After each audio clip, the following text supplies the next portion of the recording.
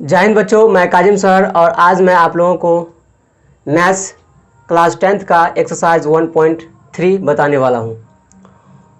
तो यह एक्सरसाइज बहुत ही इम्पोर्टेंट होने वाला है, खास करके बोर्ड एग्ज़ाम के लिए, क्योंकि बिहार बोर्ड ने कोई ऐसा ही है ना साल होगा जिसमें उन्होंने नहीं पूछे होंगे, है ना, इस एक्सरसाइज से क्वेश्चन। ठीक है, तो हम लोग इस एक्सरसाइज के क्वेश्चंस को एक एक करके डील करेंगे और इसमें हम लोग को रूट और परिमेय प्रूफ करने के लिए कहा जाता है। तो हम लोग देखते हैं कि कैसे कैसे काम करना है। सबसे पहला क्वेश्चन है हम लोगों का √5 एक अपरिमेय संख्या प्रूफ करना है। क्या करना है? √5 है ना, एक अपरिमेय संख्या, ये प्रूफ करना है। तो कैसे प्रूफ करेंगे इस चीज़ को?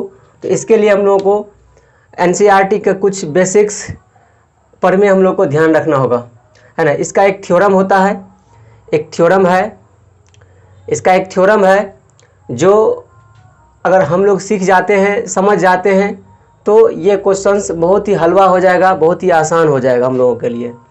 ठीक है, तो हम लोग सबसे पहले है ना उस प्रमेय को जानेंगे जिसका इस्तेमाल करके हम लोग है ना कोई भी संख्या अगर अपरिमेय है तो उसको हम लोग कैसे प्रूफ करेंगे। बच्चों, प्रमेय क्या कहता है वो हम एक बार लिख देते हैं यहाँ पर, आप लोग को समझ में आ जाएगा। ठीक है,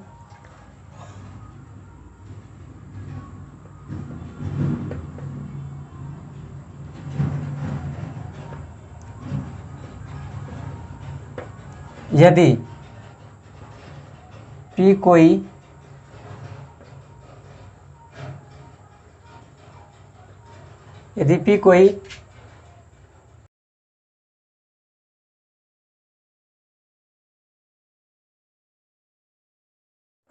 जहाँ ए कोई क्या है, धनात्मक पूर्णांक है, धनात्मक पूर्णांक है।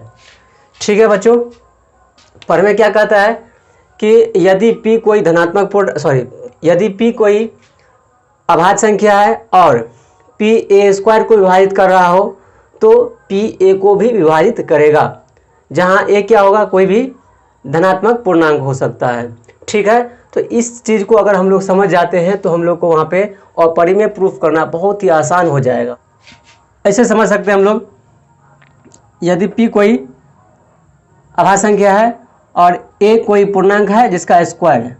ठीक, अगर P a² को विभाजित करता है तो P क्या करेगा, P a को भी विभाजित करेगा। कहीं भी ध्यान रखना है, P अगर a² को विभाजित करता है तो P a को भी विभाजित करेगा। बस इसको हम लोग को ध्यान रखना है ना। अगर P कोई संख्या है, अभाज्य संख्या, अगर P a² को विभाजित करता है तो P a को भी विभाजित करेगा, है कि नहीं।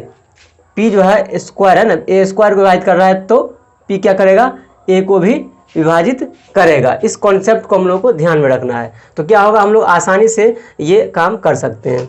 ठीक है, तो बच्चों चलते हैं हम लोग एक्सरसाइज का क्वेश्चन करने के लिए, है ना। सबसे पहला क्वेश्चन क्या कर रहा है कि √5 एक अपरिमेय संख्या है। तो कैसे प्रूफ करेंगे हम लोग, चलते हैं करने के लिए।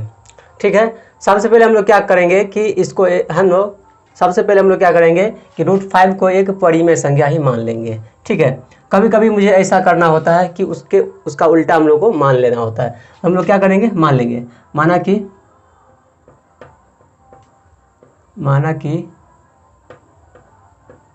√5 एक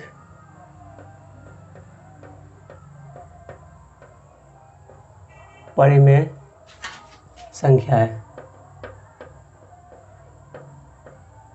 ना। मान लिया हमने कि माना कि √5 एक परिमेय संख्या है। ठीक है, हमने इसको पहले परिमेय ही मान लिया।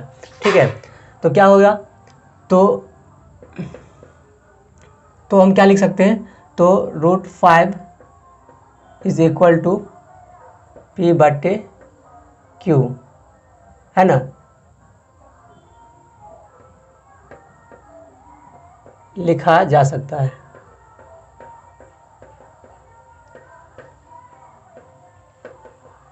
ठीक है। अगर हम लोग √5 को एक परिमेय संख्या मान लिए तो इसको हम लोग P बट्टे Q के रूप में लिख सकते हैं। क्यों लिख सकते हैं? क्योंकि हम लोग जानते हैं कि परमेय संख्या क्या होता है, P बाई Q के रूप में होता है, जहाँ P Q क्या होगा, एक सहअभाज्य संख्या होगा, है ना, जहाँ P और Q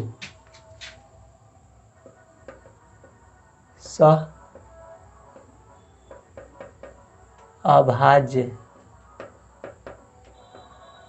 संख्या है ना। यहाँ पर हम लोग P और Q सहअभाज्य संख्या क्यों कहे, क्योंकि ये क्या होगा सिंपलेस्ट फॉर्म में होगा, ठीक है।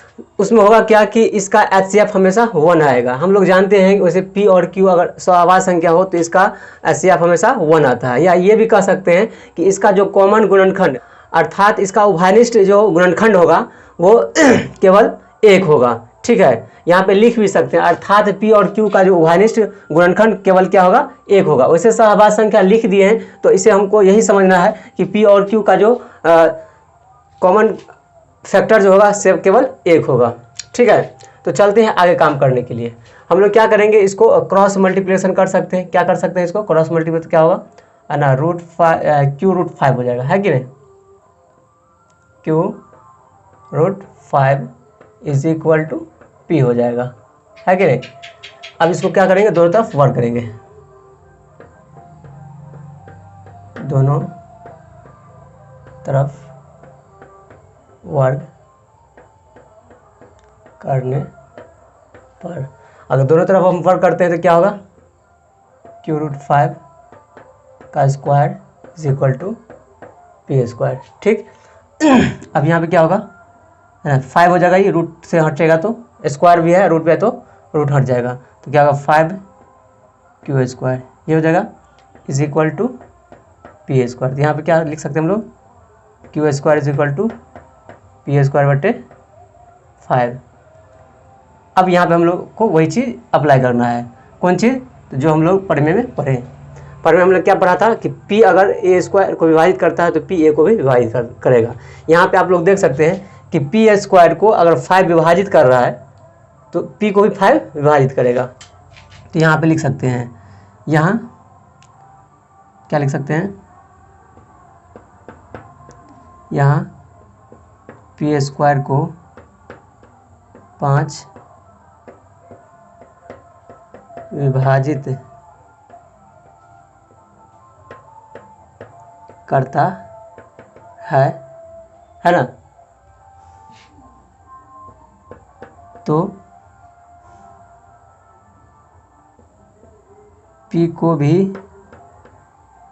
P को भी 5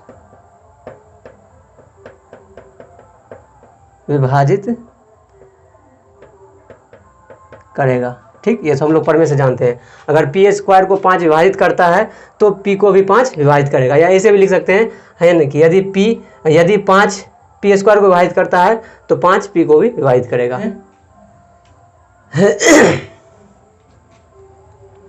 यहाँ पर क्या लिख सकते हैं, P is equal to 5C, कोई भी कांस्टेंट के गुणनफल के फॉर्म में इसको लिख सकते हैं, ठीक है।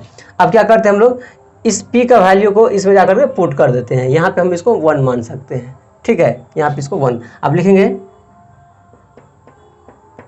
समीकरण 1 में P का मान रखने पर, अब समीकरण 1 में हमने P का मान रख देते हैं तो क्या होगा बस इस P की जगह रखना है, तो 5Q स्क्वायर होगा बराबर, यहाँ पे P की जगह क्या आ जाएगा, 5C का स्क्वायर। तो यहाँ पे क्या आ गया, 5Q square is equal to 5 का हो जाएगा 25C स्क्वायर हो जाएगा। यहाँ से हम लोग Q स्क्वायर 5 से ये कट जाएगा 5 टाइम्स, तो यहाँ से क्या आ जाएगा, Q square by 5 is equal to C square, ये लिख सकते हैं। अब यहाँ पे देखिए, यहाँ पे भी फिर वही नियम लगाना है हमको। वहाँ पे क्या लगाना है, जैसे वहाँ पे हमने लगाया था कि यहाँ पे हमने लगाया था कि अगर P स्क्वायर को 5 पी स्क्वायर को 5 विभाजित करता है तो पी को भी 5 क्या करेगा, विभाजित करेगा। ठीक उसी तरीके से हमने यहाँ पे भी लगाना है हमको कि क्यू स्क्वायर को अगर 5 विभाजित करता है, यहाँ पे कर रहा है ना, क्यू स्क्वायर को 5 विभाजित करता है तो क्यू को भी क्या करेगा, 5 विभाजित करेगा। ठीक है, यही कॉन्सेप्ट हमको यहाँ पे भी लगाना है। क्या करना है, तो यहाँ क्या कर रहा है, क्यू स्क्वायर को 5 विभाजित करता है तो क्यू को भी 5 विभाजित करेगा। ठीक, यहाँ पे Q को भी क्या करेगा, 5 विभाजित करेगा। तो अब हमको क्या पता चल रहा है कि यहाँ पर 5 P को भी विभाजित कर रहा है और 5 Q को भी विभाजित कर रहा है। तो इससे मुझे क्या पता चल रहा है कि ये है ना, दोनों में उभयनिष्ठ गुणनखंड क्या आ रहा है, 5 आ रहा है। मतलब यहाँ पे हम लोग लिख सकते हैं अतः हम कह सकते हैं, अतः हम कह सकते हैं कि P और Q का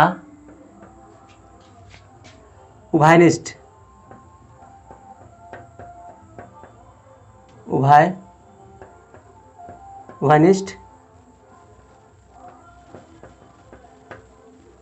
गुणनखंड, P और Q का उभयनिष्ठ गुणनखंड एक के अलावा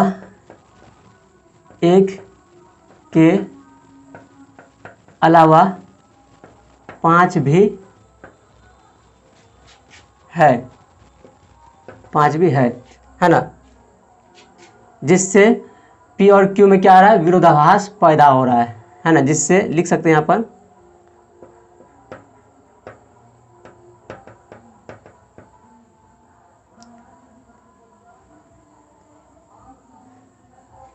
जिससे यहाँ विरोधाभास पैदा हो रहा है। ठीक है, अतः मेरा मानना गलत हुआ, √5 एक परिमेय संख्या नहीं बल्कि एक अपरिमेय संख्या है। ठीक है बच्चों, तो इस तरह से हम लोग इसका काम करेंगे। तो बच्चों चलते हैं हम लोग नेक्स्ट क्वेश्चन करने के लिए। तो ये दूसरा नंबर क्वेश्चन है। तो यहाँ पे बच्चों ये क्वेश्चन को सॉल्व करने के लिए हम लोग वही कॉन्सेप्ट इस्तेमाल कर सकते हैं जो हमने पीछे किया है। वैसे स्टूडेंट्स ये क्वेश्चन को सॉल्व करना थोड़ा इजी होगा, क्योंकि हम लोग जो पीछे का क्वेश्चन 1 नंबर क्वेश्चन जो सॉल्व किया है उसका कॉन्सेप्ट थोड़ा हम लोग इस्तेमाल करेंगे। ठीक है, तो इसीलिए क्वेश्चन बहुत ही इजी होने वाला है हम लोगों के लिए। तो देखते हैं, करते हैं। ठीक है, तो इसमें भी हम लोग क्या करेंगे, मान लेंगे, है ना, वही मानेंगे जो वहाँ हमने माना था, पहला नंबर क्वेश्चन में माना था। ठीक है, कि वो यह एक क्या है, एक परिमेय संख्या है। ठीक है, तो हम लोग मान लेते हैं, माना कि 3 + 2√5 एक परिमेय संख्या है।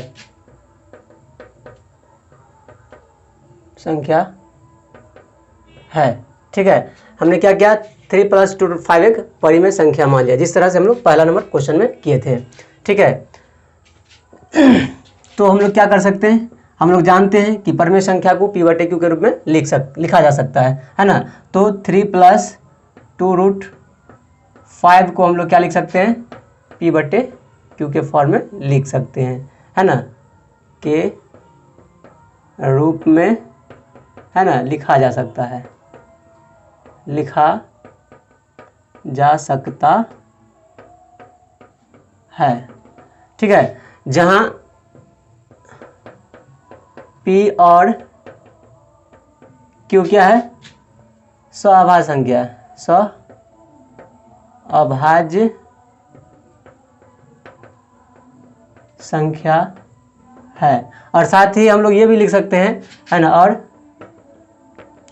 q 0 नहीं है ना, वैसे स्वाभाज्य संख्या तो q 0 तो नहीं होगा। ठीक है, तो ये सब लिखा जा सकता है कंडीशन से, कोई दिक्कत नहीं है। अब हम लोग क्या करते हैं, यहाँ से रूट वाला जो भी टर्म रहेगा उसको हम लोग बचाएंगे, बाकी को उस साइड भेज देंगे। ठीक है, उससे क्या होगा, हम लोग आसानी से कर सकते हैं पीछे वाले क्वेश्चन का कॉन्सेप्ट इस्तेमाल करके। ठीक है, तो इसको हम लोग क्या करते हैं, 2√5 को यहाँ रहने देते हैं और इसको उस साइड भेज देते हैं, तो क्या होगा, प्लस से माइनस हो जाएगा, तो p/q -3 हो जाएगा। ठीक है, अब यहाँ से फिर से हम लोग क्या करते हैं, √5 को यहाँ रहने देते हैं, है ना, और यहाँ पे कर सकते हैं p/q -3। ठीक है, और ये देखिए यहाँ पे ये क्या है, गुना में है, तो यह क्या हो जाएगा, भाग में, मतलब यहाँ पे 1/2 लिखा जा सकता है। ठीक है, इसी चीज़ को इस फॉर्म में लिखा जा सकता है। अब हम लोग को थोड़ा ध्यान देना है पीछे वाले पहले नंबर क्वेश्चन में जो हम लोग काम किए हैं। तो पहले नंबर क्वेश्चन में हम लोग जो है √5 को अपर में प्रूफ कर चुके हैं, बस उसी का इस्तेमाल करना है हमको। अगर दूसरा कोई सवाल रहे, यहाँ पे √2 रहे, √3, √5 रहे, तो वहाँ पे भी हम लोग ऐसे कर सकते हैं। क्यों, क्योंकि हम लोग √3 या √2, √5 को हम लोग पीछे अपर में प्रूफ कर चुका है, ये माना जाएगा। ठीक है, तो इसीलिए हम लोग क्या करेंगे, यहाँ पर लिख सकते हैं क्या, कि यहाँ पर देख रहे हैं कि बायां हमारा अपरिमेय संख्या है और दायां तरफ ये परिमेय संख्या है। अब यहाँ पे ये समझना कितना को डिफिकल्ट हो जाता है कि ये परिमेय संख्या कैसे हुआ, तो हम यहाँ पे समझते हैं थोड़ा। ठीक है, तो हम लोग क्या देखते हैं कि p/q एक परिमेय संख्या है। ठीक है, अगर p/q कोई परिमेय संख्या है, उसमें से कोई परिमेय संख्या या पूर्णांक संख्या अगर घटाएंगे तो वो भी एक परिमेय संख्या ही होगा। नहीं विश्वास होता है तो कोई संख्या ले लेते हैं, जैसे मान लीजिए 2/3 ले लेते हैं और उसमें से हम लोग क्या करते हैं, मान लीजिए कि 4 घटा लेते हैं, तो घटाएंगे तो कितना आएगा ये, है ना, क्या होगा, 2 - 12/3 इज इक्वल टू, है ना, 10/-10/3 ये होगा। तो क्या ये भी एक परिमेय संख्या है ना, ये भी एक परिमेय संख्या ही है। तो इसीलिए हम लोग कह सकते हैं यहाँ पर कि p/q अगर कोई परिमेय संख्या है और उसमें से कोई, है ना, इंटीजर मतलब पूर्णांक संख्या घटा रहे हैं, तो वो भी क्या होगा, एक परिमेय ही संख्या होगा। और साथ ही साथ उस परिमेय संख्या में कोई परिमेय संख्या से गुना करने पर भी पूरे संख्या परिमेय ही हो जाता है। जैसे इसी में अगर हम लोग कोई चीज़ से गुना करते हैं, जैसे 2/3 से ही गुना करेंगे तो क्या हो गया, -20/9, तो ये भी एक परिमेय संख्या ही है कि नहीं। तो इसीलिए हम लोग इसको एक परिमेय संख्या कह सकते हैं। ठीक है, तो यहाँ पे हम लोग क्या लिख सकते हैं कि यहाँ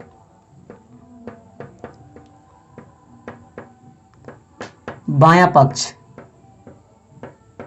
पक्ष में क्या है, सॉरी अपरिमेय संख्या है। यहाँ बायां पक्ष में क्या है,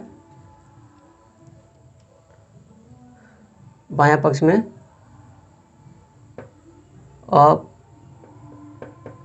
अपरिमेय, यहाँ बायां पक्ष में अपरिमेय संख्या है और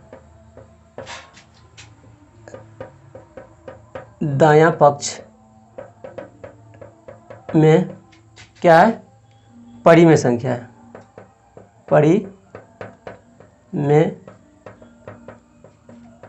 संख्या है ना, जो कि आपस में कभी भी बराबर नहीं हो सकता है ना, जो आपस में कभी भी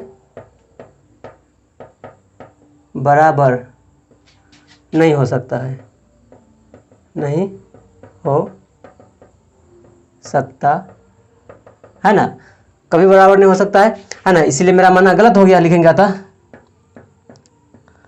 मेरा मानना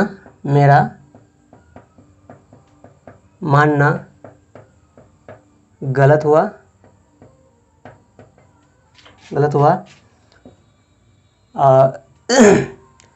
3 + 2√5 एक परिमेय संख्या नहीं है, बल्कि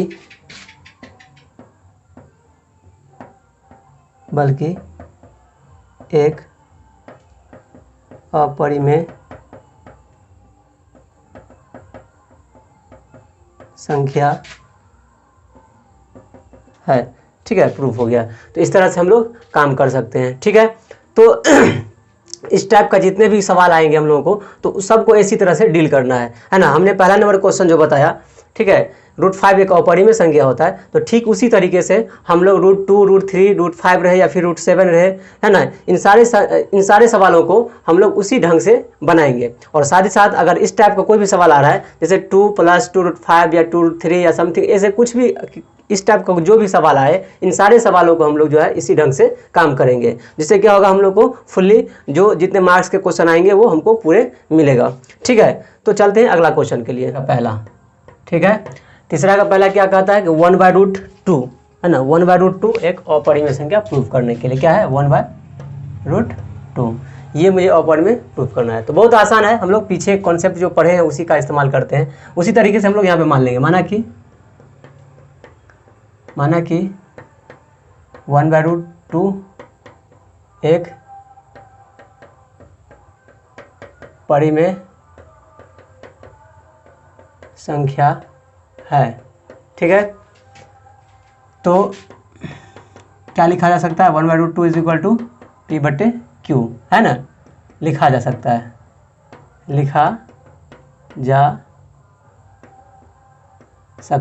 है, बाकी चीज़ आप लोग लिख लीजिएगा, जैसे हम लोग उसमें किए थे वैसे इसमें भी लिख लेना है। हम फटाफट काम करते हैं आगे।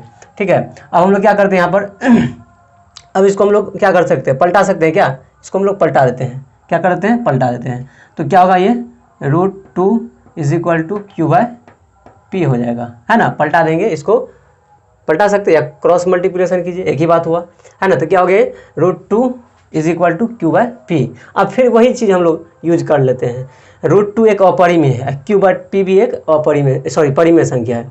तो क्या होगा कि ये एक अपरिमेय, ये एक परिमेय, जो कि बराबर नहीं हो सकता है, लेकिन यहाँ बराबर हुआ है। तो क्या हो रहा है, यहाँ पर विरोधाभास पैदा हो रहा है, मतलब दोनों में विपत्ति पैदा हो रहा है। ठीक है, क्यों ऐसा कर रहे हैं हम लोग, क्योंकि यहाँ पे √2 हम लोग ये मान के चलेंगे कि पीछे प्रूफ कर चुके हैं। जिस तरह से हम लोग √5 अपरिमेय प्रूफ कर चुके हैं, उसी तरह से हम लोग मान के चलेंगे कि √2 भी हम लोग अपरिमेय प्रूफ कर चुके हैं। ठीक है, तो यहाँ पर हम लोग लिख सकते हैं, यहाँ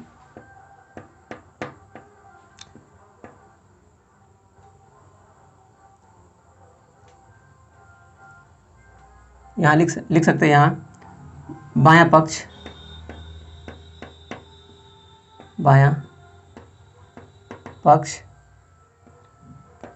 अपरिमेय संख्या है और दायां पक्ष परिमेय संख्या है, जो क्या हो सकता है, बराबर नहीं हो सकता है। इसलिए या तो मेरा मानना गलत हुआ,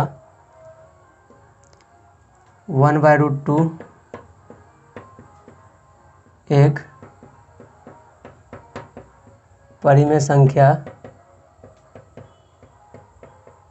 नहीं, बल्कि अपरिमेय संख्या है। ठीक है, ये प्रूफ हो गया है कि नहीं, ये प्रूफ हो चुका है। है ना। यहाँ पे ये चीज़ समझना है, कितना बच्चे को ये समझ में नहीं आ रहा है कि ये p/q था परिमेय संख्या, तो q/p कैसे भी परिमेय संख्या है। समझ सकते हैं हम लोग। जैसे 3/5 ये एक परिमेय संख्या है, तो क्या इसको पलटाने 5/3 जो आएगा, क्या ये एक परिमेय संख्या नहीं होगा? ये भी एक परिमेय संख्या होगा। ठीक है, तो बस वही कॉन्सेप्ट यहाँ पे हम लोग यूज किए हैं। तो ये अपरिमेय हो गया, ये परिमेय, जो कि बराबर नहीं हो सकता है, इसीलिए हम लोग, मेरा मानना गलत हो गया। ठीक, कर सकते हैं। अब लोग चलते हैं इसका दूसरा नंबर सवाल बनाने के लिए। ठीक है, इसी का दूसरा नंबर सवाल। इसका दूसरा नंबर सवाल क्या है? 7√5। 7√5। ठीक है, तो इसको भी हम लोग इसी तरीके से करें, जिस तरह से हम लोग इसको माने हैं, ठीक उसी तरीके से कर लेते हैं। आधा हम कर देते हैं, बाकी आप लोग कर लीजिएगा। ठीक है, उसी तरीके से मान लेते हैं कि माना कि 7√5 एक परिमेय संख्या है ना।